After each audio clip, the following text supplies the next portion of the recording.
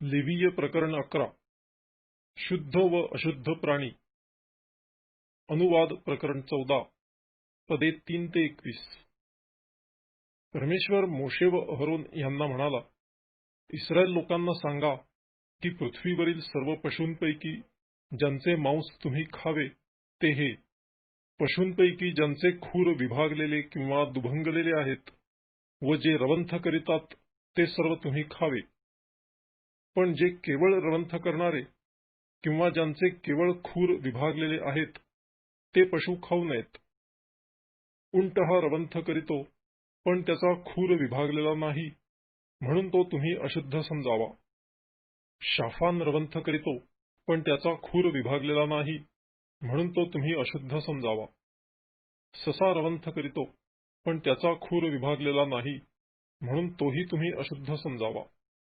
डुकराचा खूर विभागलेला आणि दुभंगलेला आहे, पण तो रवंथ करीत नाही, म्हणून तो तुम्ही अशुद्ध समजावा.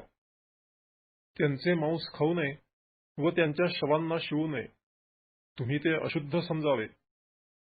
जलचरांपैकी तुम्ही खावे ते हे, जलाशयात, समुद्रात व नद्यात संचार करणाऱ्या ज्या प्राण्यांना पंख व खवले आहेत ते तुम्ही खावे. जलचरांपैकी ज्या प्राण्यांना पंख अथवा खवले नाहीत असे समुद्रात व नद्यात संचार करणारे सर्व जलचर तुम्ही ओंगळ समजावे. तुम्ही त्यांना ओंगळ समजावे, त्यांचे मांस खाऊ नये व त्यांची शवे ओंगळ समजावी. जलाशयातल्या ज्या प्राण्यांना पंख व खवले नाहीत ते सर्व ओंगळ समजावे. पक्ष्यांपैकी ओंगळ समजून खाऊ नयेत ते हे, कारण ते ओंगळ आहेत.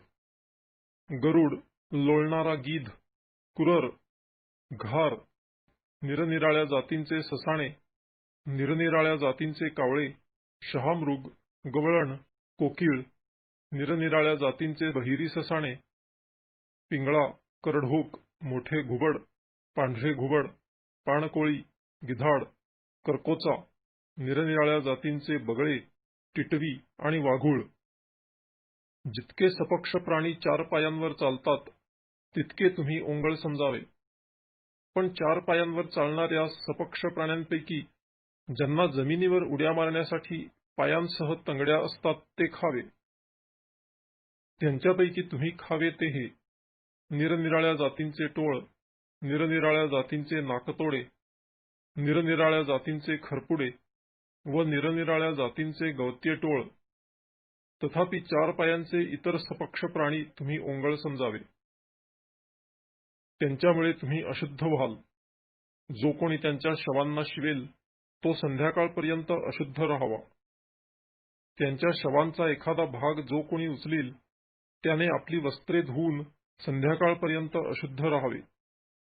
ज्या पशुचे खूर विभागलेले असून दुभंगलेले नाहीत व जो रवंथ करीत नाही तो तुम्ही अशुद्ध समजावा. जो कोणी त्यांना शिवेल तो अशुद्ध समजावा. 4 पायांवर चालणाऱ्या सर्व पशूंपैकी जे आपल्या पंजांवर चालतात ते सर्व तुम्ही अशुद्ध समजावे. त्यांच्या शवांना जो कोणी शिवेल त्याने संध्याकाळपर्यंत अशुद्ध राहावे. जो त्यांची शवे उचलील त्याने आपली वस्त्रे धुवून संध्याकाळपर्यंत अशुद्ध राहावे. ते प्राणी तुम्ही अशुद्ध समजावे. जमिनीवर रांगणाऱ्या प्राण्यांपैकी तुम्ही अशुद्ध समजावे ते हे, मुंगूस, उंदीर, निरनिराळ्या जातींचे सरडे, चोपई, घोरपड, पाल, सांडा व गुहिऱ्या सरड.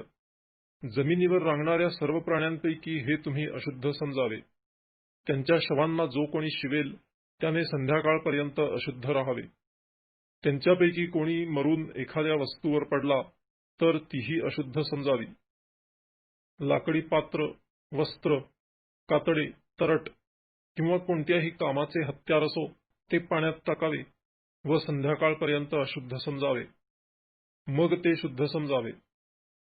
त्यांच्यापैकी एखादा मातीच्या पात्रात पडला तर त्या पात्रात जे काही असेल ते अशुद्ध समजावे व ते पात्र फोडून टाकावे.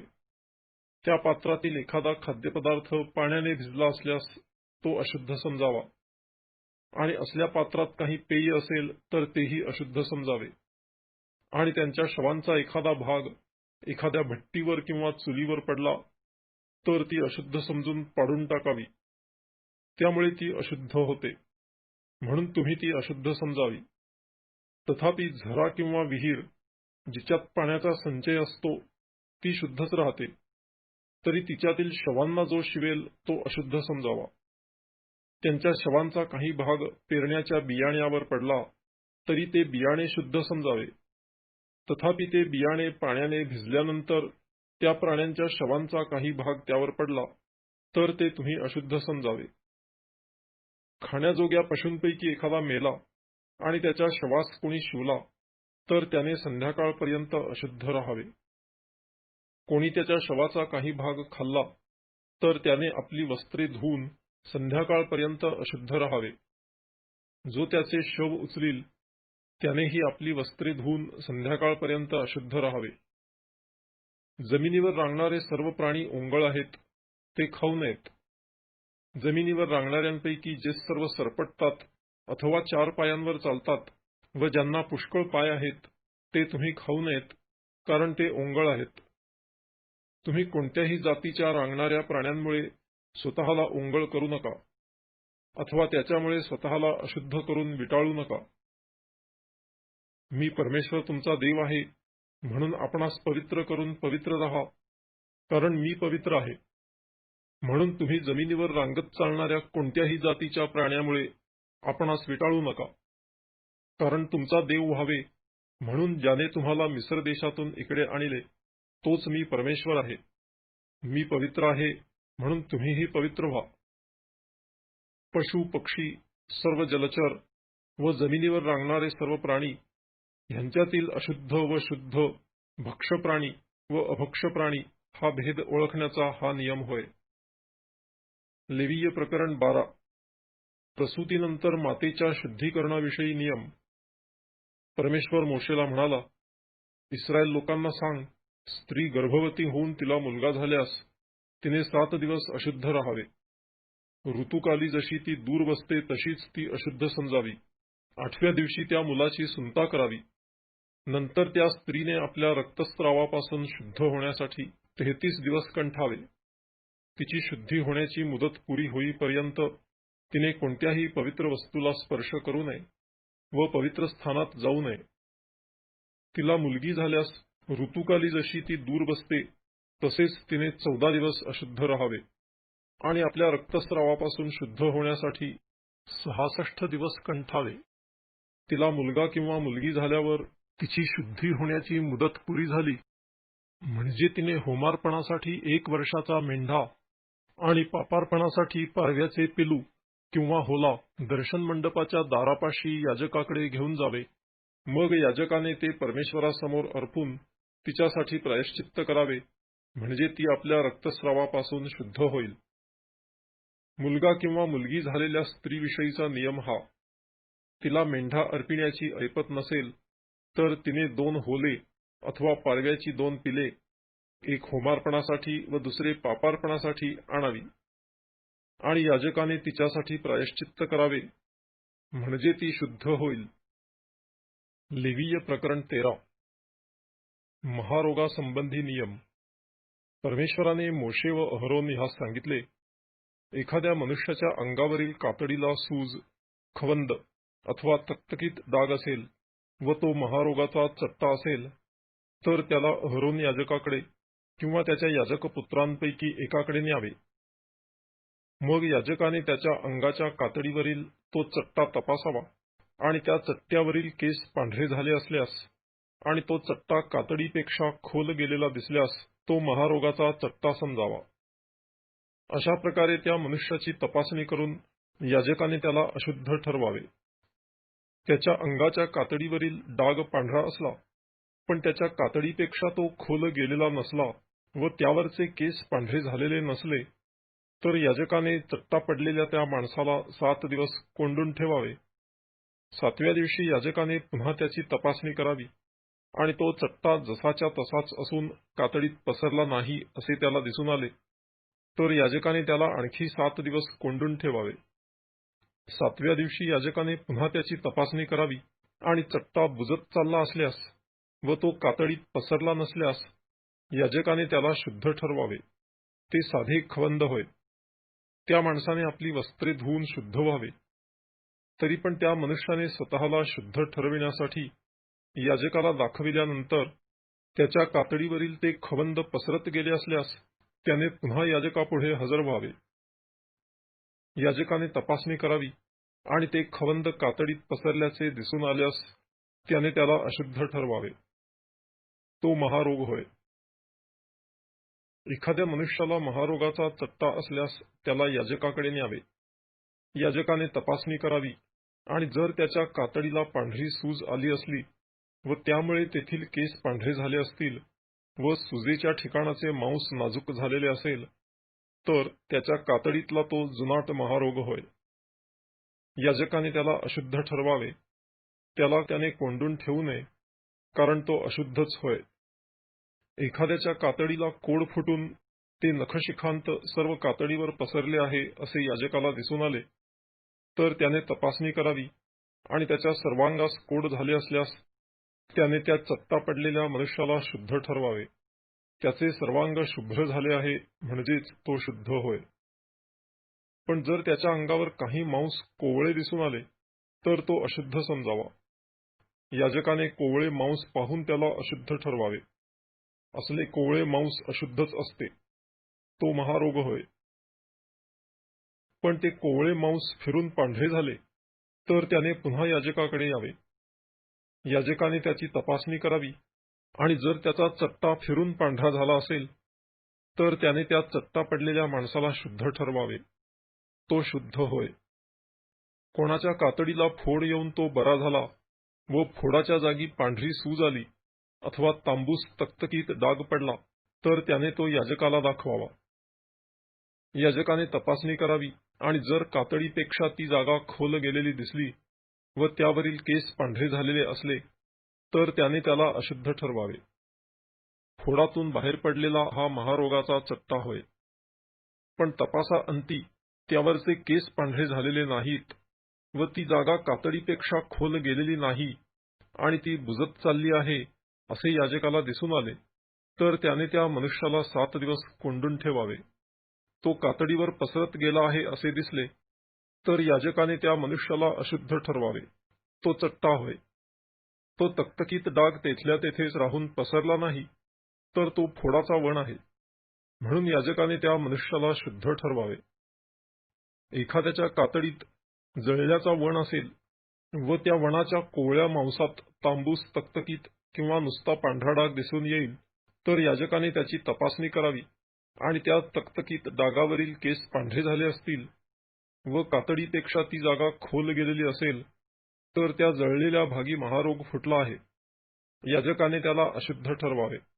तो महारोगाचा चट्टा होय.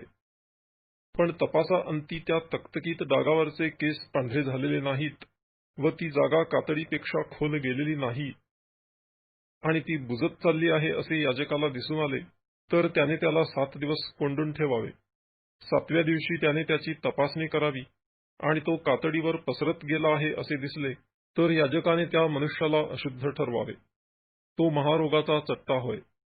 तो तकतकीत डाग तेथल्या तेथेच राहून कातडीवर पसरला नाही व तो बुजत चालला आहे असे दिसून आल्यास ती जळलेल्या जागेची सूज आहे, म्हणून याजकाने त्याला शुद्ध ठरवावे. तो त्या जळलेल्या जागेवरचा वण होय. एखाद्या पुरुषाच्या किंवा स्त्रीच्या डोक्यावर अथवा हनुवटीवर चट्टा असला तर याजकाने त्याची तपासणी करावी आणि ती जागा कातडीपेक्षा खोल दिसली व तिच्यावर काही पिंगट बारीक केस असले तर त्याने त्या व्यक्तीला अशुद्ध ठरवावे. ही चाई डोक्याचा अथवा हनुवटीचा महारोग होय. याजकाने हा चाईचा चट्टा तपासून पाहावा व तो कातडीपेक्षा खोल नसला व त्याच्यावर काळे केस नसले तर चाईचा चट्टा असलेल्या त्या मनुष्याला त्याने 7 दिवस कोंडून ठेवावे. 7व्या दिवशी त्याने ह्या चट्ट्याची तपासणी करावी. ती चाई पसरली नाही, त्या जागी काही पिंगट केस नाहीत व ती जागा कातडीपेक्षा खोल गेलेली दिसली नाही तर त्या मनुष्याने क्षौर करवावे, पण चाईवरचे केस काढू नयेत. याजकाने त्या चाई असलेल्या मनुष्याला आणखी 7 दिवस कोंडून ठेवावे. 7व्या दिवशी याजकाने ती चाई पुन्हा तपासून पाहावी आणि चाई कातडीवर पसरलेली नसली व कातडीपेक्षा ती खोल गेलेली नसली तर त्याने त्याला शुद्ध ठरवावे. त्या मनुष्याने आपले कपडे धुवावे व शुद्ध व्हावे. तरी पण तो शुद्ध ठरल्यानंतर ती चाई पसरत गेली, तर याजकाने त्याला तपासावे व ती चाई कातडीवर पसरलेली दिसली, तर पिंगट केस शोधित न बसता त्या मनुष्याला अशुद्ध ठरवावे. परंतु ती चाई होती तेवढीच असून तिच्यावर काळे केस आले आहेत असे त्याला दिसून आले, तर ती चाई बरी झाली असून तो शुद्ध होय. याजकाने त्याला शुद्ध ठरवावे. कोणा पुरुषाच्या किंवा स्त्रीच्या अंगावर तकतकीत डाग म्हणजे पांढरे तकतकीत डाग असले, तर याजकाने ते तपासावे व त्याच्या अंगावरील कातडीतले ते तकतकीत डाग करडे असले, तर ती कातडीवर फुटलेली दाद होय. तो मनुष्य शुद्ध होय. कोणा मनुष्याच्या डोक्याचे केस गळून त्याला टक्कल पडले, तरी तो शुद्ध होय. त्याच्या कपाळाच्या वरच्या भागाचे केस गळून त्याला टक्कल पडले असले, तरी तो शुद्ध होय. तथापि त्या टक्कल पडलेल्या डोक्यावरच्या किंवा कपाळावरच्या भागावर तांबूस पांढरा चट्टा पडलेला असेल, तर त्या टक्कल पडलेल्या डोक्यावर किंवा कपाळावर महारोग फुटत आहे. मग याजकाने त्याला तपासावे आणि त्याच्या टक्कल पडलेल्या डोक्यावरच्या किंवा कपाळावरच्या भागावर अंगावरील कातडीच्या महारोगासारखा वर आलेला तांबूस पांढरा चट्टा असल्याचे दिसले, तर तो मनुष्य महारोगी असून अशुद्ध होय. याजकाने त्याला अवश्य अशुद्ध ठरवावे. त्याच्या डोक्यावर पडलेला तो महारोगाचा चट्टा होय. ज्या महारोग्याच्या अंगावर हा चट्टा असेल, त्याचे कपडे फाटके असावे, त्याच्या डोक्याचे केस मोकळे सोडलेले असावे, त्याने आपला वरचा ओठ झाकून ठेवावा आणि अशुद्ध अशुद्ध असे ओरडत जावे. जितके दिवस हा चट्टा त्याच्या अंगावर राहील, तितके दिवस त्याने अशुद्ध राहावे. तो अशुद्ध होय. त्याने एकटे राहावे. छावणीच्या बाहेर त्याची वस्ती असावी. एखाद्या वस्त्राला, मग ते लोकरीचे असो की सणाचे असो, महारोगाचा चट्टा पडला, अथवा तो सणाच्या किंवा लोकरीच्या ताण्याला किंवा बाण्याला, चामड्याला किंवा चामड्याच्या बनविलेल्या एखाद्या वस्तूला पडला, आणि त्या वस्त्राला, त्याच्या ताण्याला किंवा त्याच्या बाण्याला, अथवा चामड्याला किंवा चामड्याच्या कोणत्याही वस्तूला पडलेला तो चट्टा हिरवट अथवा तांबूस असला, तर तो महारोगाचा चट्टा होय. तो याजकाला दाखवावा. याजकाने तो चट्टा तपासावा. चट्टा पडलेली वस्तू त्याने 7 दिवस बंद करून ठेवावी. त्याने 7व्या दिवशी तो चट्टा तपासून पहावा आणि वस्त्राच्या ताण्यावर किंवा बाण्यावर, चामड्यावर किंवा चामड्याच्या कोणत्याही वस्तूवर तो चट्टा पसरलेला दिसला, तर ते चरत जाणारे कुष्ठ समजावे. ती वस्तू अशुद्ध होय. ते वस्त्र लोकरीचे असो अथवा सणाचे असो, त्याच्या ताण्यावर किंवा बाण्यावर, तसेच चामड्यावर किंवा चामड्याच्या एखाद्या वस्तूवर तो चट्टा असला, तर ती वस्तू जाळावी. ते चरत जाणारे कुष्ठ असल्यामुळे ती वस्तू अग्नीत जाळून टाकली पाहिजे. वस्त्रावर, ताण्यावर अथवा बाण्यावर किंवा चामड्याच्या केलेल्या एखाद्या वस्तूवर तो चट्टा पसरलेला नाही असे याजकाला तपासणीनंतर दिसून आले, तर चट्टा पडलेली वस्तू धुवून टाकण्याची आज्ञा त्याने करावी आणि आणखी 7 दिवस ती बंद करून ठेवावी. मग ती वस्तू धुतल्यावर याजकाने तपासावी आणि त्या चट्ट्याचा रंग बदलला नसून तो चट्टा पसरला नसला, तरी तो अशुद्ध समजावा. ती वस्तू अग्नीत जाळून टाकावी. तो चट्टा आतील बाजूस असो किंवा बाहेरील बाजूस असो, ते चरत जाणारे कुष्ठ समजावे. पण धुतल्यानंतर तो चट्टा पुसट झाला आहे असे याजकाला दिसून आले, तर त्याने त्या वस्त्राचा किंवा चामड्याचा किंवा ताण्याचा किंवा बाण्याचा तेवढाच भाग फाडून काढावा. इतके करूनही जर वस्त्रावर, त्याच्या ताण्यावर अथवा बाण्यावर अथवा चामड्याच्या कोणत्याही वस्तूवर तो चट्टा पुन्हा फुटून निघाला, तर चट्टा फुटलेली ती वस्तू अग्नीत जाळून टाकावी. वस्त्र, त्याचा ताणा किंवा त्याचा बाणा किंवा चामड्याची कोणतीही वस्तू धुतल्यावर त्यावरील तो चट्टा नाहीसा झाला, तर ती वस्तू पुन्हा एकदा धुवावी, म्हणजे ती शुद्ध होईल. लोकरीच्या किंवा सणाच्या वस्त्रावर, त्याच्या ताण्यावर अथवा बाण्यावर अथवा चामड्याच्या कोणत्याही वस्तूवर महारोगाचा चट्टा दिसून आला, तर ती शुद्ध किंवा अशुद्ध ठरविण्याचा हा नियम होय. लेवीय प्रकरण 14. परमेश्वर मोशेला म्हणाला, महारोग्यास शुद्ध ठरविण्याच्या वेळचा नियम हा, त्याला याजकाकडे आणावे. याजकाने छावणीच्या बाहेर जाऊन त्या महारोग्यास तपासून पहावे व त्याच्या अंगावरचा महारोगाचा चट्टा बरा झाला असल्यास त्याने आज्ञा करावी की ज्याला शुद्ध ठरवावयाचे आहे त्याच्यासाठी 2 जिवंत शुद्ध पक्षी, गंधसरूचे लाकूड, किरमिजी रंगाचे कापड व एजोब ही घेऊन यावे. मग याजकाने आज्ञा करावी की वाहत्या पाण्यावर मातीच्या पात्रात त्यातला एक पक्षी मारावा आणि जिवंत पक्षी, गंधसरूचे लाकूड, किरमिजी रंगाचे कापड आणि एजोब ही घेऊन जिवंत पक्षासह वाहत्या पाण्यावर मारिलेल्या पक्षाच्या रक्तात त्याने बुडवावी आणि ते रक्त महारोगापासून शुद्ध ठरवावयाच्या मनुष्यावर 7 वेळा शिंपडावे. मग तो शुद्ध झाला आहे असे सांगून त्या जिवंत पक्षाला माळरानात सोडून द्यावे आणि शुद्ध ठरवावयाच्या मनुष्याने आपले कपडे धुवावे, आपले मुंडन करवावे आणि पाण्याने स्नान करावे, म्हणजे तो शुद्ध ठरेल. त्यानंतर त्याने छावणीत यावे. तरी त्याने 7 दिवस आपल्या तंबूबाहेर राहावे.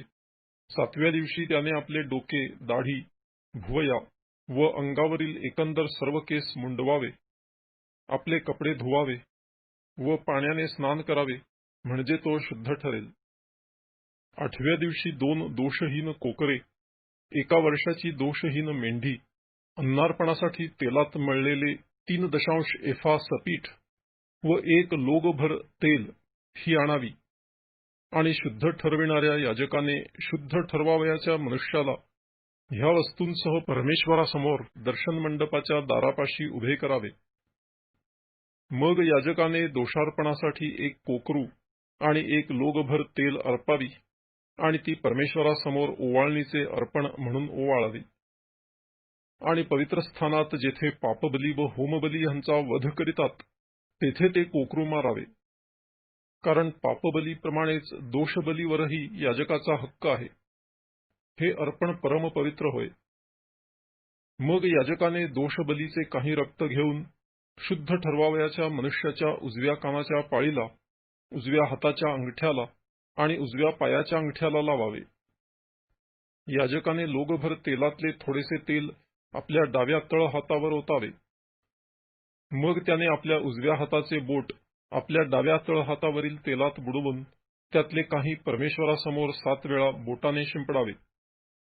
त्याच्या तळहातावर जे तेल उरेल त्यातले काही घेऊन याजकाने शुद्ध ठरवावयाच्या मनुष्याच्या उजव्या कानाच्या पाळीवरील व उजव्या हाताच्या अंगठ्यावरील व उजव्या पायाच्या अंगठ्यावरील दोषबलीच्या रक्तावर लावावे. याजकाने तळहातावर उरलेले तेल त्याने शुद्ध ठरवावयाच्या मनुष्याच्या डोक्याला लावावे आणि त्याच्यासाठी त्याने परमेश्वरासमोर प्रायश्चित्त करावे.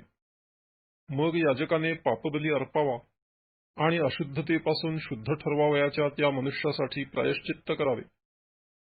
त्यानंतर त्याने होमबलीचा वध करावा. याजकाने होमबली व अन्नबली वेदीवर अर्पून त्याच्यासाठी प्रायश्चित्त करावे, म्हणजे तो शुद्ध ठरेल. तो गरीब असून एवढे आणण्याची त्याला ऐपत नसली तर त्याने आपल्या प्रायश्चित्तासाठी ओवाळणीचे 1 कोकरू दोषार्पण म्हणून आणावे आणि अन्नार्पणासाठी तेलात मळलेले 1 एफा सपीठ आणि लोगभर तेल आणावे आणि ऐपतीप्रमाणे 2 होले अथवा पारव्याची 2 पिले त्याने आणावी. त्यातील 1 पापबली व 1 होमबली व्हावा. 8व्या दिवशी आपल्या शुद्धीकरणासाठी त्याने ही घेऊन दर्शन मंडपाच्या दारापाशी याजकाकडे परमेश्वरासमोर जावे. मग याजकाने ते दोषार्पणाचे कोकरू व लोगभर तेल घेऊन ओवाळणीचे अर्पण म्हणून परमेश्वरासमोर ओवाळावे. त्यानंतर दोषार्पणाच्या कोकराचा वध करावा आणि याजकाने त्याचे काही रक्त घेऊन शुद्ध ठरवावयाच्या मनुष्याच्या उजव्या कानाच्या पाळीला आणि उजव्या हाताच्या अंगठ्याला आणि उजव्या पायाच्या अंगठ्याला लावावे. याजकाने त्या तेलातले काही आपल्या डाव्या तळहातावर ओतावे. मग त्याने आपल्या उजव्या हाताच्या बोटाने आपल्या डाव्या तळहातावरील काही तेल परमेश्वरासमोर 7 वेळा शिंपडावे. मग याजकाने आपल्या तळहातावरील काही तेल घेऊन शुद्ध ठरवावयाच्या मनुष्याच्या उजव्या कानाच्या पाळीवर व उजव्या हाताच्या अंगठ्यावर व उजव्या पायाच्या अंगठ्यावर दोषबलीचे रक्त लाविलेल्या जागी लावावे. याजकाने तळहातावर उरलेले तेल शुद्ध ठरवावयाच्या मनुष्याच्या डोक्याला परमेश्वरासमोर त्याच्यासाठी प्रायश्चित्त म्हणून लावावे. त्यानंतर त्याला मिळालेले होले किंवा पारव्याची पिले ह्यांच्यापैकी एकाचे त्याने अर्पण करावे. त्याला जे पक्षी मिळाले असतील त्यांच्यापैकी एकाचे पापार्पण करावे व दुसऱ्याचे अन्नार्पणासहित होमार्पण करावे. ह्या प्रकारे याजकाने शुद्ध ठरवावयाच्या मनुष्यासाठी परमेश्वरासमोर प्रायश्चित्त करावे. अंगावर महारोगाचा चट्टा असलेल्या ज्या मनुष्याला आपल्या शुद्धीकरणाची सामग्री मिळविण्याची ऐपत नसेल त्याच्या संबंधाचा हा नियम होय.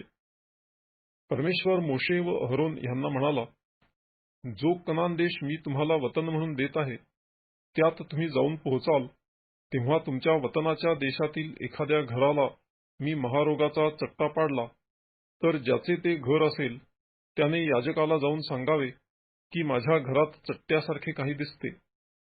मग याजकाने आज्ञा करावी की मी आत जाऊन चट्टा तपासण्यापूर्वी घर रिकामे करावे, नाहीतर घरातील सर्वच वस्तू अशुद्ध ठरावयाच्या. नंतर याजकाने आत जाऊन घर तपासावे. तो चट्टा त्याने तपासावा आणि घराच्या भिंतीवर हिरवट अथवा तांबूस रेषा पडल्या असल्या आणि भिंतीत त्या खोलवर गेल्या असल्या तर याजकाने घराबाहेर दारापाशी यावे आणि ते घर 7 दिवस बंद करून ठेवावे. मग 7व्या दिवशी याजकाने ते घर पुन्हा जाऊन तपासावे आणि तो चट्टा घराच्या भिंतींवर पसरला असल्यास याजकाने आज्ञा करावी की चट्टा असलेले दगड काढून नगराबाहेर एखाद्या अशुद्ध स्थळी फेकून द्यावे आणि घर आतून सगळीकडून खरवडावे आणि खरवडून काढलेला चुना नगराबाहेर अशुद्ध स्थळी टाकून द्यावा आणि त्या दगडांच्या ऐवजी दुसरे दगड बसवावे आणि त्या घराला नव्या चुन्याचा गिलावा करावा. दगड काढिल्यावर आणि घर खरवडून नवीन गिलावा केल्यावर जर पुन्हा तो चट्टा घरात उद्भवला तर याजकाने आत येऊन तो तपासावा. घरात तो चट्टा पसरला असल्यास तो घराचे चरत जाणारे कुष्ठ आहे, ते अशुद्ध होय. मग त्याने ते घर खणून पाडावे, त्याचे दगड, लाकूड व सगळा चुना त्याने तेथून काढून नगराबाहेर एखाद्या अशुद्ध स्थळी फेकून द्यावा. आणि घर बंद असताना कोणी त्यात शिरला तर तो संध्याकाळपर्यंत अशुद्ध राहावा. आणि कोणी त्या घरात निजला तर त्याने आपले कपडे धुवावे. त्याचप्रमाणे त्या घरात कोणी काही खाल्ले तर त्यानेही आपले कपडे धुवावे. याजकाने आत जाऊन घर तपासावे आणि घराला गिलावा केल्यावर चट्टा परत उद्भवला नसला तर त्याचा तो चट्टा गेल्यामुळे त्याने ते शुद्ध ठरवावे. त्या घराच्या शुद्धीकरणासाठी 2 पक्षी, गंधसरूचे लाकूड, किरमिजी रंगाचे कापड आणि एजोब ही त्याने आणावी.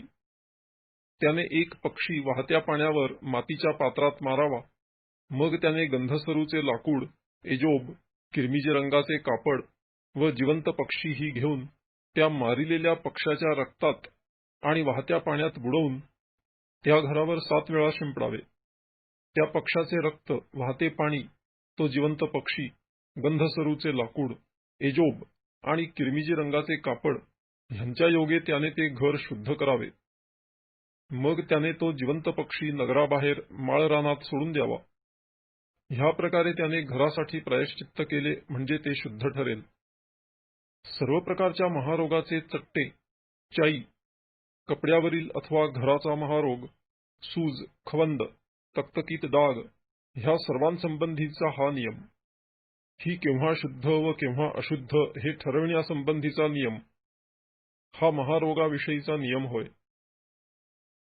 लेवीय प्रकरण 15. शरीरातून वाहणारा अशुद्ध स्राव.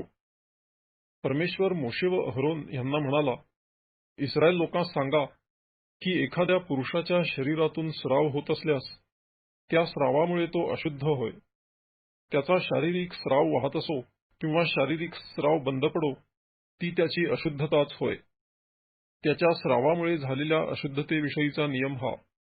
स्राव होणारा मनुष्य ज्या बिछाण्यावर निजेल तो प्रत्येक अशुद्ध होय आणि ज्या वस्तूवर तो बसेल तीही अशुद्ध होय. जो त्याच्या बिछाण्याला शिवेल त्याने आपले कपडे धुवावे, पाण्याने स्नान करावे आणि संध्याकाळपर्यंत अशुद्ध राहावे. स्राव होणारा मनुष्य बसलेल्या वस्तूवर कोणी बसला तर त्याने आपले कपडे धुवावे, पाण्याने स्नान करावे आणि संध्याकाळपर्यंत अशुद्ध राहावे.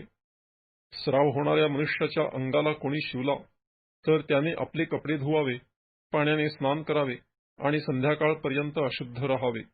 स्राव होणारा मनुष्य एखाद्या शुद्ध मनुष्यावर थुंकला तर त्या मनुष्याने आपले कपडे धुवावे, पाण्याने स्नान करावे आणि संध्याकाळपर्यंत अशुद्ध राहावे.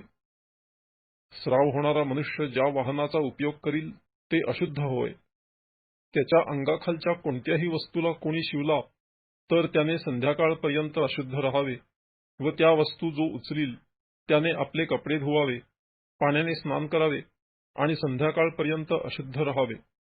स्राव होणारा मनुष्य पाण्याने हात न धुता एखाद्याला शिवला तर त्याने आपले कपडे धुवावे, पाण्याने स्नान करावे आणि संध्याकाळपर्यंत अशुद्ध राहावे.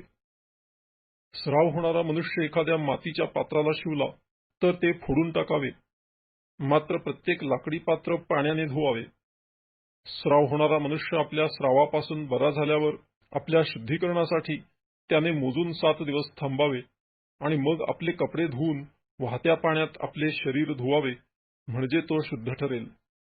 8व्या दिवशी त्याने 2 होले अथवा पारव्याची 2 पिले घेऊन दर्शन मंडपाच्या दारापाशी परमेश्वरासमोर जाऊन याजकाकडे ती द्यावी.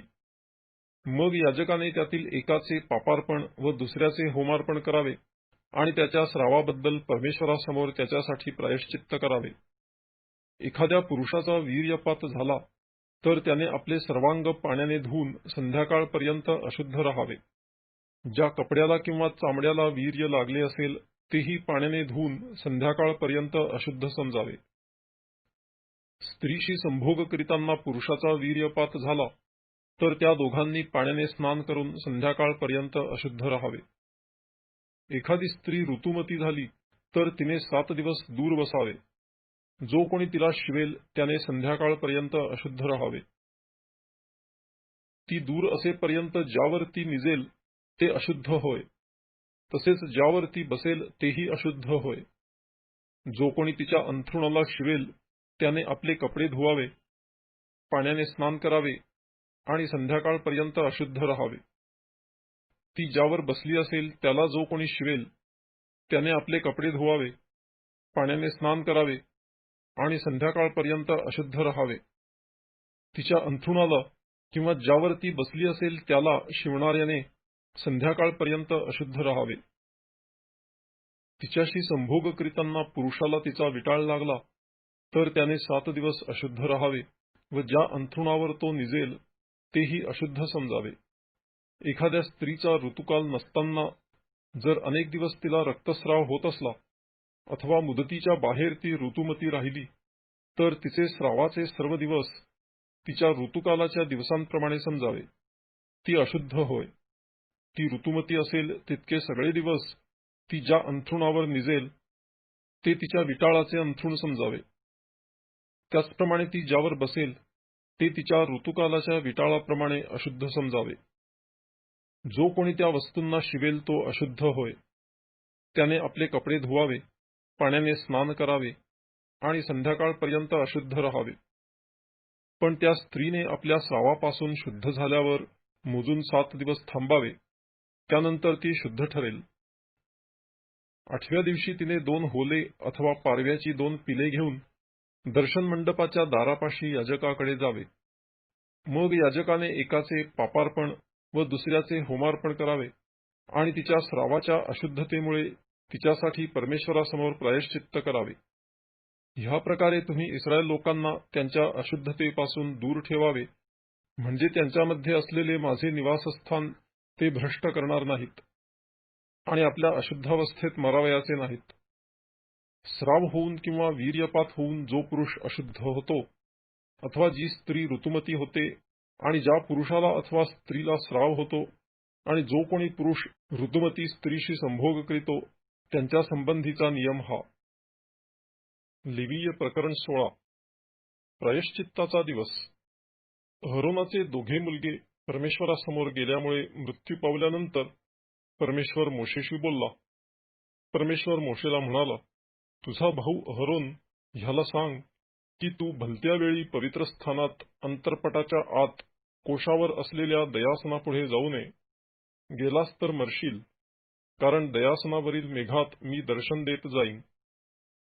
अहरोनाने पवित्र स्थानात प्रवेश करावा तो येणेप्रमाणे त्याने पापार्पणासाठी एक गोरा व होमार्पणासाठी एक मेंढा घेऊन यावे.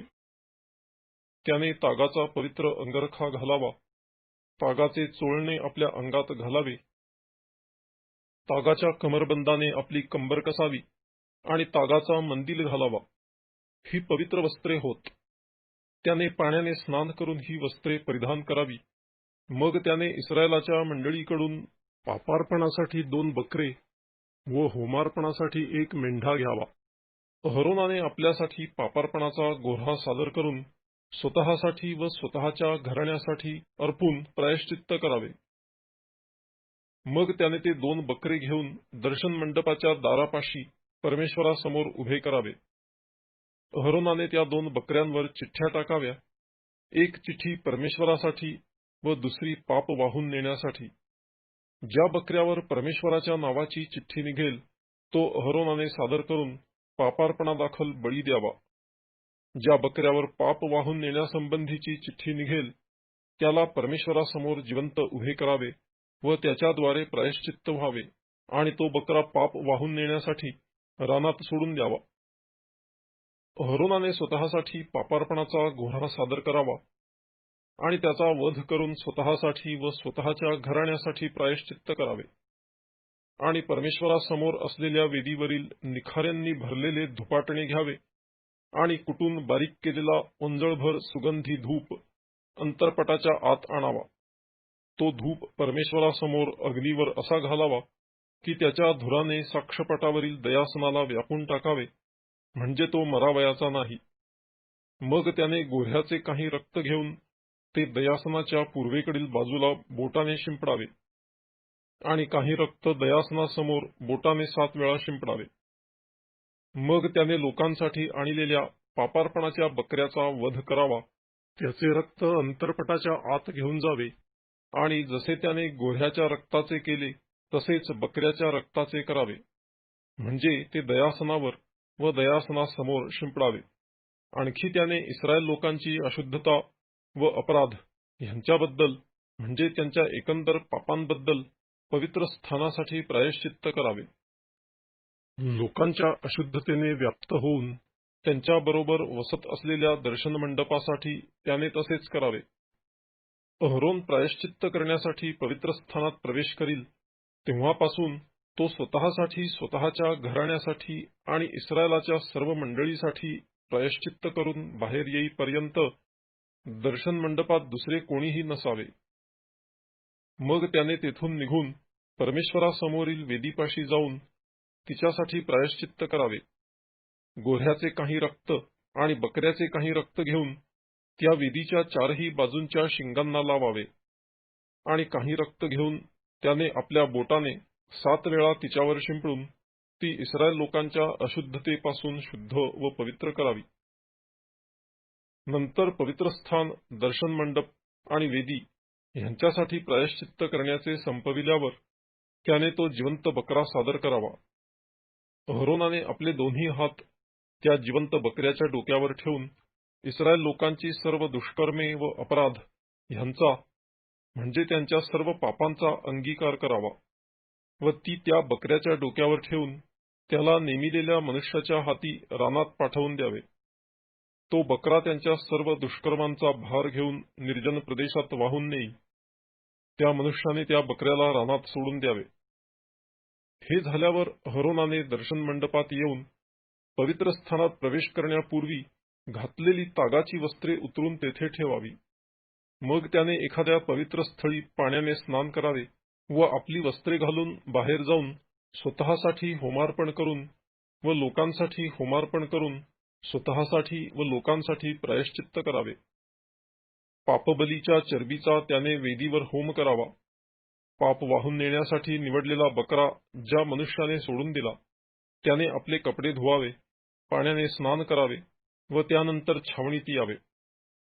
पापार्पणाच्या ज्या गोऱ्ह्याचे व पापार्पणाच्या ज्या बकऱ्याचे रक्त पवित्र स्थानात प्रायश्चित्त करण्यासाठी नेण्यात आले ते दोन्ही पशु छावणी बाहेर न्यावे आणि त्यांचे कातडे, मांस व शेण ही अग्नीत जाळून टाकावी. ती जाळून टाकणाऱ्याने आपले कपडे धुवावे, पाण्याने स्नान करावे व त्यानंतर छावणीत यावे. तुमच्यासाठी हा एक निरंतरचा विधी असावा. 7व्या महिन्याच्या दशमीस तुम्ही आपल्या जीवास दंडन करावे. त्या दिवशी कोणीही कसलेच काम करू नये, मग तो स्वदेशीय असो किंवा तुमच्यामध्ये राहणारा परदेशीय असो, कारण त्या दिवशी तुम्हाला शुद्ध करावे म्हणून तुमच्यासाठी प्रायश्चित्त करण्यात येईल. परमेश्वरासमोर तुम्ही आपल्या सर्व पापांपासून शुद्ध ठराल. तुमच्यासाठी हा परमविश्रामाचा शब्बात होय. ह्या दिवशी तुम्ही आपल्या जीवास दंडन करावे. हा निरंतरचा विधी होय. आपल्या पित्याच्या जागी याजक होण्यासाठी ज्याच्यावर अभिषेक व संस्कार होईल, त्याने तागाची पवित्र वस्त्रे घालून प्रायश्चित्त करावे. त्याने पवित्र स्थानासाठी प्रायश्चित्त करावे. दर्शन मंडप व वेदी ह्यांच्यासाठी प्रायश्चित्त करावे आणि याजक व मंडळीतील सर्व लोक ह्यांच्यासाठी प्रायश्चित्त करावे. इस्रायल लोकांसाठी त्यांच्या सर्व पापांबद्दल वर्षातून एकदा प्रायश्चित्त करण्यात यावे. म्हणून हा तुम्हाला निरंतरचा विधी होय. परमेश्वराने मोशेला आज्ञा दिल्याप्रमाणे त्याने केले. लेवीय प्रकरण 17. अर्पणे करण्याचे विवक्षित स्थळ. परमेश्वर मोशेला म्हणाला, अहरोन, त्याचे मुलगे आणि सर्व इस्रायल लोक ह्यांना सांग की परमेश्वराने आज्ञा केली आहे ती ही: इस्रायल घराण्यातील एखाद्या माणसाने छावणीत किंवा छावणी बाहेर बकरा मारिला, पण परमेश्वराच्या निवास मंडपासमोर परमेश्वराला अर्पण करावयाला तो दर्शन मंडपाच्या दारापाशी आणला नाही, तर त्या माणसाला रक्तपात केल्याचा दोष लागेल. त्याने रक्तपात केला म्हणून त्याचा स्वजनातून उच्छेद व्हावा.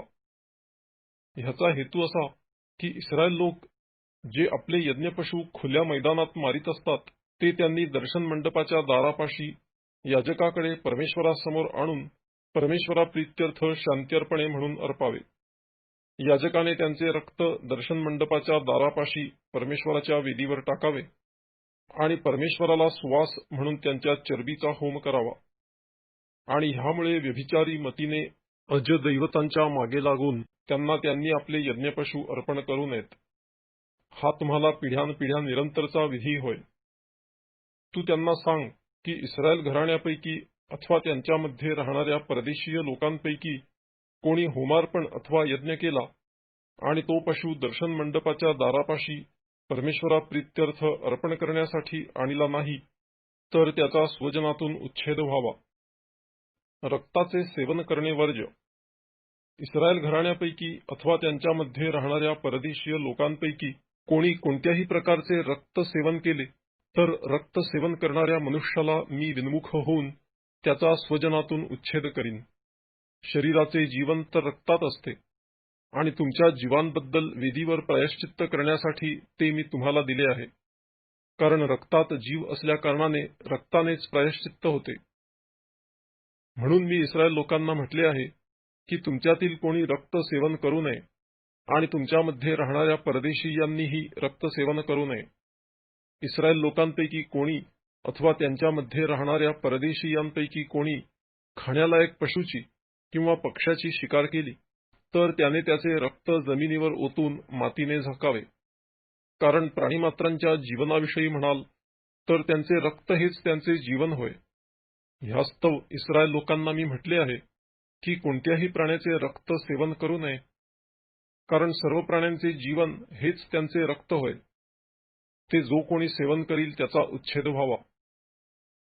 कोणा मनुष्याने, मग तो स्वदेशीय असो अथवा परदेशीय असो, मेलेल्या अथवा श्वापदांनी फाडून मारिलेल्या पशुचे मांस खाईल, तर त्याने आपले कपडे धुवून पाण्याने स्नान करावे व संध्याकाळपर्यंत अशुद्ध राहावे, म्हणजे तो शुद्ध होईल. त्याने आपले कपडे धुतले नाहीत व आपले शरीर धुतले नाही, तर त्याने आपल्या दुष्कर्माबद्दलची शिक्षा भोगावी. लेवीय प्रकरण 18. अनैतिक आचरण वर्ज्य. परमेश्वर मोशेला म्हणाला, इस्रायल लोकांना सांग की मी परमेश्वर तुमचा देव आहे. तुम्ही ज्या मिस्र देशात राहत होता तेथील चालीरीतींना अनुसरून चालू नका. तसेच ज्या कनान देशात मी तुम्हाला घेऊन जात आहे तेथील चालीरीतींना अनुसरून चालू नका व तेथील विधींप्रमाणे चालू नका. माझ्याच नियमांप्रमाणे चाला आणि माझेच विधी पाळा, म्हणजे त्याप्रमाणे वागा. मी परमेश्वर तुमचा देव आहे, म्हणून तुम्ही माझे विधी व माझे नियम पाळावे. ते जो पाळील तो त्यांच्या योगे जिवंत राहील. मी परमेश्वर आहे. तुमच्यापैकी कोणी आपल्या जवळच्या आप्ताची काया उघडी करावयास जवळ जाऊ नये. मी परमेश्वर आहे. तू आपल्या बापाची काया अर्थात आपल्या आईची काया उघडी करू नको. ती तुझी आई आहे म्हणून तू तिची काया उघडी करू नको. आपल्या सावत्र आईची कायाही उघडी करू नको. ती तुझ्या बापाचीच काया होय. आपली बहीण, मग ती सख्खी असो किंवा सावत्र असो, ती घरी जन्मलेली असो किंवा बाहेर जन्मलेली असो, तिची काया उघडी करू नको. आपली नात, मग ती मुलाची मुलगी असो किंवा मुलीची मुलगी असो, तिची काया उघडी करू नको, कारण ती तुझीच काया होय. तुझ्या बापाच्या बायकोला, तुझ्या बापापासून झालेली मुलगी तुझी बहीणच आहे म्हणून तिची काया उघडी करू नको. आपल्या आतेची काया उघडी करू नको, ती तुझ्या बापाची जवळची आप्त होय. आपल्या मावशीची काया उघडी करू नको, कारण ती तुझ्या आईची जवळची आप्त होय. आपल्या चुलत्याची काया उघडी करू नको, म्हणजे त्याच्या बायकोशी गमन करू नको, ती तुझी चुलती होय. आपल्या सुनेची काया उघडी करू नको, ती तुझ्या मुलाची बायको होय. तिची काया उघडी करू नको. आपल्या भाऊजईची काया उघडी करू नको, ती तुझ्या भावाचीच काया होय. एखाद्या स्त्रीची आणि तिच्या मुलीची, अशा दोघींचीही काया उघडी करू नको. तिची नात, मग ती तिच्या मुलाची मुलगी असो अथवा मुलीची मुलगी असो, तिला आपली बायको करून घेऊन तिची काया उघडी करू नको. त्या जवळच्या आप्त होत. असे करणे अति दुष्टपणा होय. तू आपल्या बायकोच्या बहिणीला आपली बायको करून तिला सवत करू नको. ती जिवंत असता तिच्यासह तिच्या बहिणीची काया उघडी करू नको. स्त्री ऋतुमती झाल्याने अशुद्ध असते, तोपर्यंत तिची काया उघडी करण्यासाठी तिच्यापाशी जाऊ नको. तू आपल्या शेजाऱ्याच्या बायकोशी गमन करून तिच्यासह अशुद्ध होऊ नको. आपल्या संतानापैकी कोणाचाही मोलख दैवतासाठी होम करू नको. ह्या प्रकारे तुझ्या देवाच्या नावाला कलंक लावू नको. मी परमेश्वर आहे. स्त्री गमनाप्रमाणे पुरुष गमन करू नको. हे अमंगळ कृत्य होय. कोणत्याही पशुशी गमन करून त्याच्यासह अशुद्ध होऊ नको. स्त्रीने पशुशी गमन करावयास त्याच्यापाशी जाऊ नये. हे विपरीत कृत्य होय. असल्या प्रकारचे कोणतेही कृत्य करून अशुद्ध होऊ नका. कारण जी राष्ट्रे मी तुमच्या समोर घालविणार आहे, ती असल्याच सर्व कृत्यांनी अशुद्ध झाली आहेत. त्यांचा देशही भ्रष्ट झाला आहे. म्हणून त्यांच्या दुष्टतेमुळे मी त्यांचा समाचार घेत आहे व तो देश आपल्या रहिवाशांचा त्याग करीत आहे. ह्याकरिता तुम्ही माझे विधी व नियम पाळावे आणि स्वदेशीय अथवा तुमच्यात राहणारा परदेशीय ह्यापैकी कोणीही असली अमंगळ कृत्ये करू नयेत. कारण तुमच्या पूर्वीच्या ह्या देशात राहणाऱ्या लोकांनी असली सर्व अमंगळ कृत्ये केल्यामुळे हा देश भ्रष्ट झाला आहे. तुमच्या पूर्वीच्या राष्ट्रांचा जसा ह्या देशाने त्याग केला, तसा तुम्ही देश भ्रष्ट केल्यास तुमचाही त्याने त्याग करू नये. जे कोणी असली अमंगळ कृत्ये करतील, त्या सर्वांचा स्वजनातून उच्छेद व्हावा. ही जी आज्ञा मी तुम्हाला केली आहे, ती तुम्ही पाळावी. तुमच्या पूर्वी प्रचलित असलेल्या अमंगळ चालीरीतीप्रमाणे तुम्ही चालू नये व त्यांच्यामुळे अशुद्ध होऊ नये. मी परमेश्वर तुमचा देव आहे.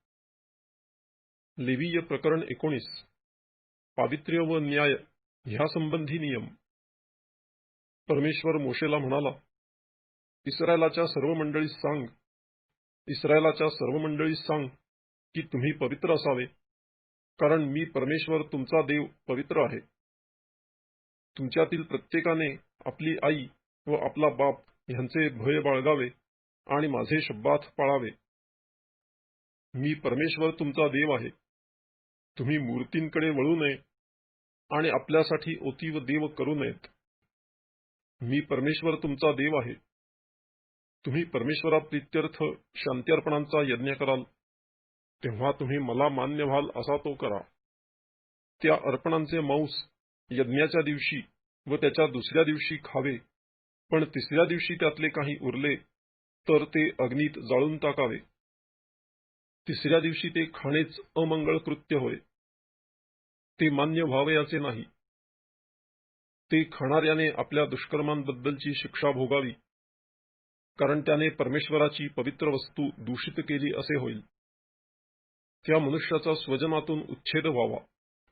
तुम्ही आपल्या भूमीतील पिकाची कापणी कराल, तेव्हा तू आपल्या शेताच्या कोनाकोपऱ्यातील पीक झाडून सारे कापू नको आणि पीक काढून घेतल्यावर त्यातील सर्वा वेचू नको. आपला द्राक्षमळाही झाडून सारा खुडू नको. तशीच द्राक्षमळ्यात पडलेली फळे गोळा करू नको. गरीब व उपरी यांच्यासाठी ती राहू द्यावी. मी परमेश्वर तुमचा देव आहे. तुम्ही चोरी करू नये, एकमेकांशी कपटाने वागू नये व लबाडी करू नये. माझ्या नावाची खोटी शपथ वाहून आपल्या देवाच्या नावाला कलंक लावू नये. मी परमेश्वर आहे. आपल्या शेजाऱ्यावर जुलूम करू नको व त्याला लुबाडू नको. मजुराची मजुरी रात्रभर दिवस उजाडेपर्यंत आपल्याजवळ ठेवू नको. बहिऱ्याला शिव्या शाप देऊ नको. ठोकर लागेल अशी वस्तू अंधळ्यापुढे ठेवू नको. तू आपल्या देवाचे भय बाळग. मी परमेश्वर आहे. न्याय निवाडा करीताना अन्याय करू नको. गरीबाच्या गरिबीकडे पाहू नको आणि समर्थापुढे नमू नको. तर आपल्या शेजाऱ्याचा न्याय निस्पृहपणे कर. आपल्या लोकांमध्ये चहाड्या करीत इकडे तिकडे फिरू नको. आपल्या शेजाऱ्याच्या जीवावर उठू नको. मी परमेश्वर आहे. आपल्या मनात आपल्या भावाचा द्वेष बाळगू नको. आपल्या शेजाऱ्याची अवश्य कान उघाडणी कर, नाहीतर त्याच्यामुळे तुला पाप लागेल. सूड उगवू नको किंवा आपल्या भाऊबंधांपैकी कोणाचा दावा धरू नको. तर तू आपल्या शेजाऱ्यावर स्वतःसारखी प्रीती कर. मी परमेश्वर आहे. माझे विधी पाळा. आपल्या पशूंचा भिन्न जातींच्या पशूंशी संकर होऊ देऊ नको. दोन जातींचे बी मिसळून ते आपल्या शेतात पेरू नको. भिन्न सुताने विणिलेला कपडा अंगात घालू नको. जी स्त्री दासी असून एखाद्या पुरुषाशी वागदत्त झाली असेल, पण खंडणी भरून अद्याप मुक्त झाली नसेल, तिच्याशी कोणी संभोग केल्यास त्या दोघांना शिक्षा व्हावी. तथापि तिची मुक्तता झाली नसल्यामुळे त्यांना जीवे मारू नये. त्या पुरुषाने दर्शन मंडपाच्या दारापाशी परमेश्वराकडे आपले दोषार्पण म्हणजे एक मेंढा दोषार्पणासाठी आणावा आणि त्याने केलेल्या पापाबद्दल दोषार्पणाच्या मेंढ्याच्या द्वारे त्याच्यासाठी याजकाने परमेश्वरासमोर प्रायश्चित्त करावे, म्हणजे त्याने केलेल्या पापाची त्याला क्षमा होईल. तुम्ही आपल्या देशात जाऊन पोहोचल्यावर खाण्यासाठी हरतऱ्हेची फळझाडे लावाल, तेव्हा त्यांची फळे निषिद्ध समजावी. 3 वर्षेपर्यंत ती तुम्हाला निषिद्ध होत. ती खाऊ नयेत. पण 4थ्या वर्षी त्यांची सर्व फळे परमेश्वराच्या उपकार स्मरणार्थ पवित्र समजावी. मग 5व्या वर्षी तुम्ही त्यांची फळे खावी. असे केल्याने त्यांना तुमच्यासाठी पुष्कळ फळे येतील. मी परमेश्वर तुमचा देव आहे. तुम्ही कोणतेही मांस रक्तासह खाऊ नका. तुम्ही काही मंत्रतंत्र करू नका व शकून मुहूर्त पाहू नका. आपल्या डोक्याला घेरा राखू नका. आपल्या दाढीचे कोपरे छाटून ती विद्रूप करू नका. कोणी मृत झाल्यामुळे आपल्या अंगावर वार करून घेऊ नका किंवा आपले अंग गोंदवून घेऊ नका. मी परमेश्वर आहे. तू आपल्या मुलीला वेश्या करून भ्रष्ट होऊ देऊ नको, नाहीतर वेश्यागमनामुळे देश अतिदुष्टपणाने व्यापून जाईल. तुम्ही माझे शब्बात पाळावे आणि माझ्या पवित्र स्थानाविषयी पूज्य बुद्धी बाळगावी. मी परमेश्वर आहे. पंचाक्षऱ्यांच्या किंवा चिटक्यांच्या नादी लागू नका. त्यांच्या मागे लागून अशुद्ध होऊ नका. मी परमेश्वर तुमचा देव आहे. पिकल्या केसासमोर उठून उभा राहा. वृद्धाला मान दे. आपल्या देवाचे भय बाळग. मी परमेश्वर आहे. कोणी परदेशीय तुमच्या देशात तुमच्या बरोबर राहत असला तर त्याला उपद्रव देऊ नका. तुमच्या बरोबर राहणाऱ्या परदेशीय मनुष्याला तुम्ही स्वदेशीय मनुष्यासारखेच लेखा आणि त्याच्यावर स्वतःसारखी प्रीती करा, कारण तुम्हीही मिस्र देशात परदेशीय होता. मी परमेश्वर तुमचा देव आहे. न्याय करण्यात, मोजणी करण्यात, तोलण्यात अथवा मापण्यात काही अन्याय करू नका. तुमच्यापाशी खरी तागडी, खरी वजने, खरा एफा व खरा हिन असावा. ज्याने तुम्हाला मिस्र देशातून बाहेर आणले, तो मी परमेश्वर तुमचा देव आहे. म्हणून तुम्ही माझे सर्व विधी आणि सर्व नियम मान्य करून पाळावे. मी परमेश्वर आहे. लेवीय प्रकरण 20. आज्ञाभंगामुळे होणारी शिक्षा. परमेश्वर मोशेला म्हणाला, इस्रायल लोकांना आणखी असे सांग की इस्रायल लोकांपैकी अथवा इस्रायल लोकांमध्ये राहणाऱ्या परदेशीयांपैकी कोणी आपले अपत्य मोलखास अर्पिले तर त्याला अवश्य जिवे मारावे. आपल्या देशाच्या लोकांनी त्याला दगडमार करावा. मीही त्या मनुष्याला विन्मुख होऊन त्याचा स्वजनातून उच्छेद करीन, कारण त्याने आपले अपत्य मोलखास अर्पून माझे पवित्र स्थान भ्रष्ट केले आहे आणि माझ्या पवित्र नावाला कलंक लाविला आहे. मोलखाला आपले अपत्य अर्पिण्याकडे देशाचे लोक डोळेझाक करून त्याला जिवे मारणार नाहीत, तर मी त्या मनुष्याला व त्याच्या कुटुंबाला विन्मुख होऊन त्याचा व जे कोणी त्याला अनुसरून व्यभिचारी मतीने मोलखाच्या नादी लागतील त्या सर्वांचा स्वजनातून उच्छेद करीन. जो मनुष्य व्यभिचारी मतीने पंचाक्षऱ्यांच्या व चेटक्यांच्या नादी लागतो त्याला मी विन्मुख होऊन त्याचा स्वजनातून उच्छेद करीन. म्हणून तुम्ही आपणास पावन करून पवित्र व्हा, कारण मी परमेश्वर तुमचा देव आहे. तुम्ही माझे विधी मान्य करून पाळा. तुम्हाला पवित्र करणारा मीच परमेश्वर आहे. आपल्या बापाला अथवा आईला जो शिव्या शाप देईल त्याला अवश्य जिवे मारावे. जो आपल्या बापाला अथवा आईला शिव्या शाप देईल त्याच्या रक्तपाताची जबाबदारी त्याच्याच माथी राहील. जो दुसऱ्याच्या बायकोशी व्यभिचार करीतो, म्हणजे आपल्या शेजाऱ्याच्या बायकोशी व्यभिचार करीतो, त्या जाराला व त्या जारिणीला अवश्य जिवे मारावे. जो आपल्या बापाच्या बायकोशी गमन करीतो तो आपल्या बापाची काया उघडी करीतो, त्या दोघांनाही अवश्य जिवे मारावे. त्यांच्या रक्तपाताची जबाबदारी त्यांच्याच माथी राहील. कोणी आपल्या सुनेशी गमन केले तर त्या दोघांनाही अवश्य जिवे मारावे. त्यांनी विपरीत कृत्य केले आहे. त्यांच्या रक्तपाताची जबाबदारी त्यांच्याच माथी राहील.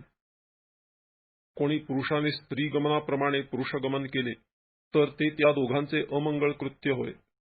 त्यांना अवश्य जिवे मारावे. त्यांच्या रक्तपाताची जबाबदारी त्यांच्याच माथी राहील. एखादी स्त्री व तिची आई ह्या दोघींना कोणा पुरुषाने ठेविले तर तो अतिदुष्टपणा होय. तो पुरुष व त्या दोघी स्त्रिया ह्यांना अग्नीत जाळून टाकावे. तुमच्यामध्ये अतिदुष्टपणा नसावा. कोणा पुरुषाने पशुगमन केले तर त्याला अवश्य जिवे मारावे. त्या पशुलाही मारून टाकावे. कोणी स्त्री कुकर्म करावयास एखाद्या पशुकडे जाईल तर त्या स्त्रीला व त्या पशुला मारून टाकावे. त्यांना अवश्य जिवे मारावे. त्यांच्या रक्तपाताची जबाबदारी त्यांच्याच माथी राहील.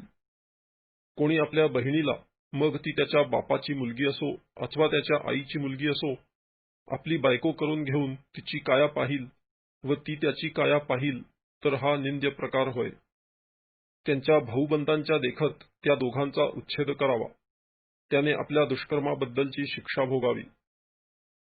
ऋतुमती स्त्रीशी कोणी पुरुष गमन करील व तिची काया उघडी करील तर त्याने तिच्या रक्ताचा झरा उघडा केला असे होईल. त्या दोघांचाही स्वजनातून उच्छेद व्हावा. आपली मावशी अथवा आपली आत ह्यांची काया उघडी करू नको. जो कोणी तसे करील त्याने आपल्या जवळच्या आप्ताची काया उघडी केली असे होईल. त्यांनी आपल्या दुष्कर्मांबद्दलची शिक्षा भोगावी. कोणी आपल्या चुलतीशी गमन केले तर त्याने आपल्या चुलत्याचीच काया उघडी केली असे होईल. ते आपल्या पापाची शिक्षा भोगून निस्संतान मरतील. कोणी आपल्या भावजईला बायको करून घेतले तर ती भ्रष्टता होय. तशा कृत्याने त्याने आपल्या भावाचीच काया उघडी केली असे होईल. ते निस्संतान राहतील. म्हणून तुम्ही माझे सर्व विधी व माझे सर्व नियम मान्य करून पाळावे, म्हणजे ज्या देशी वसाहत करण्यासाठी मी तुम्हाला घेऊन जात आहे तो तुमचा त्याग करणार नाही. ज्या राष्ट्रांना मी तुमच्या पुढून घालवून देणार आहे त्यांच्या चालीरीतींचे तुम्ही अनुकरण करू नये. त्यांनी असली सर्व कृत्ये केली म्हणून मला त्यांचा तिटकारा आला आहे. त्यांचा देश तुमचे वतन होईल. ज्यात दुधामधाचे प्रवाह वाहत आहेत असा देश तुमच्या ताब्यात देईन, असे मी तुम्हाला सांगितले आहे. तुम्हाला इतर राष्ट्रांपासून वेगळे करणारा मी परमेश्वर तुमचा देव आहे. म्हणून तुम्ही शुद्ध व अशुद्ध पशु आणि शुद्ध व अशुद्ध पक्षी ह्यांच्यातील भेद पाळावा, आणि जो कोणताही पशु, पक्षी अथवा जमिनीवर रांगणारा प्राणी मी अशुद्ध ठरवून तुमच्यापासून दूर ठेविला आहे, त्याच्या योगे तुम्ही आपणाला अमंगळ करू नये. तुम्ही माझ्या प्रित्यर्थ पवित्र व्हावे, कारण मी परमेश्वर पवित्र आहे. तुम्ही माझेच असावे म्हणून मी तुम्हाला इतर राष्ट्रांपासून वेगळे केले आहे. कोणी पंचाक्षरी अथवा चेटूक करणारा असला, मग तो पुरुष असो किंवा स्त्री असो, त्यांना अवश्य जिवे मारावे, त्यांना दगडमार करावा. त्यांच्या रक्तपाताची जबाबदारी त्यांच्याच माथी राहील.